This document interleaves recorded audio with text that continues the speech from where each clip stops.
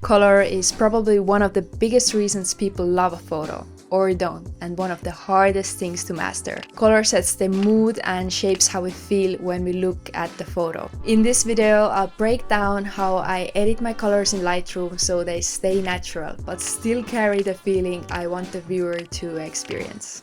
I'll give you 5 tips that you can integrate into your workflow straight away to make your photos stand out. So without further ado, let's get into it. First, color intention. Now, why is intention important? Because every photo already has a feeling, and editing is what shapes it into what the viewer will actually experience. If you edit without intention, you might end up with technically good colors, but a photo that doesn't really connect with the viewer. Before we start to edit, the question we want to ask ourselves is, what is the mood? Is it cozy, cinematic, nostalgic, bright, dreamy, or something else? Once you know the mood, you can start adjusting your colors and light to bring that feeling to life. The first thing I'm gonna do is to choose a preset. I always ask myself one question: what emotion do I want the viewer to feel when they see this photo? What would complement the story I want to tell? That's something to keep in mind when choosing your preset. By the way, I always edit with presets. They just save me so much time and help me get the look I want really quickly. I'm using my own custom presets that I've developed over the years to achieve natural yet stunning colors that work for both client projects and my own social media content. If you want to check them out, there's a link below in the description. As I mentioned, I'm using my own presets, but you can easily use any you have at hand. Second, white balance. Now that we have applied our preset, the next thing we need to get right is matching it with a suitable white balance for our image. We do that using the white balance sliders, both temp and tint, to nail the right look.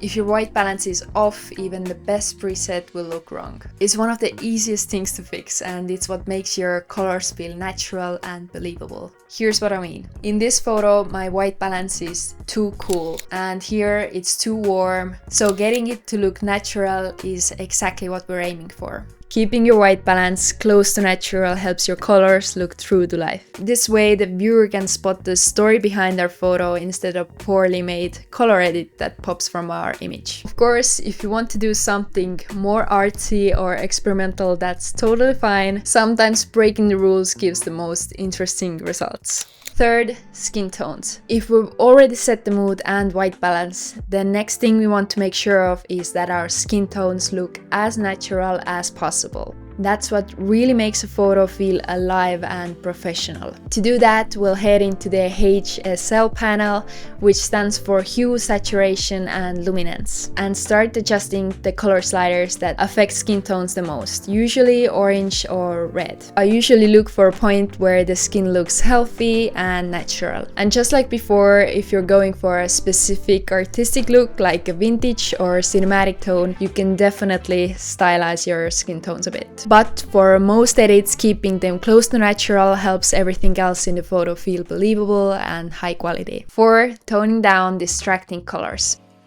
After we have made sure our photo looks natural with the right white balance and balanced skin tones, the next thing I like to check is whether there are any colors in the image that just don't fit too well. Sometimes there's a tone that feels distracting or doesn't match the mood I want to create. For me, it's often the blues. They can look too strong or artificial. For example, sky or denims or any other blue details. When a certain color is just way too much, it can easily ruin the high quality feeling of the photo.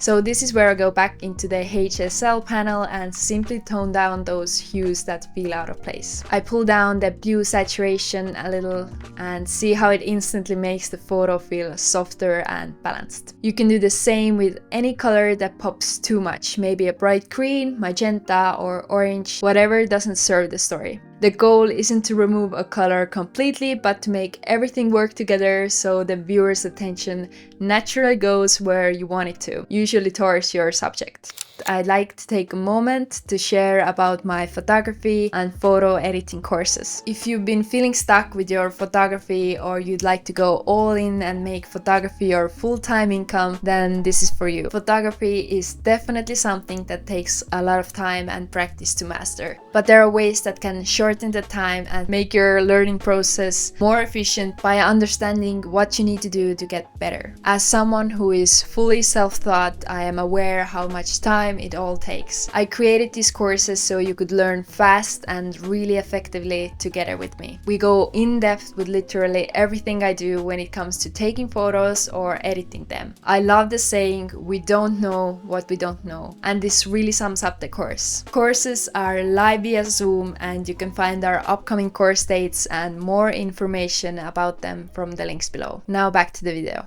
5. Step away. If you feel like you've done a great job or you're feeling stuck, I really suggest to take a couple of minutes to rest from your computer screen. When you come back to your photos, you can see them with fresh eyes and you can spot some colors that maybe you couldn't see before. This is totally normal for even experienced creators, and it's just one of those good tips to get the best colors so you won't regret later after you have already uploaded your work. So that's it. These are the main things I always keep in mind when editing colors in Lightroom. Remember, good color isn't just about making photo look pretty, it's about helping your viewer feel something. Get your white balance right, make sure skin tones feel natural, tone down distractions, and give your eyes a break before calling it finished. If you follow these tips, I am really sure your colors and photos will look so much better in no time. I'm so happy you tuned in with me today, and I will see you in the next video.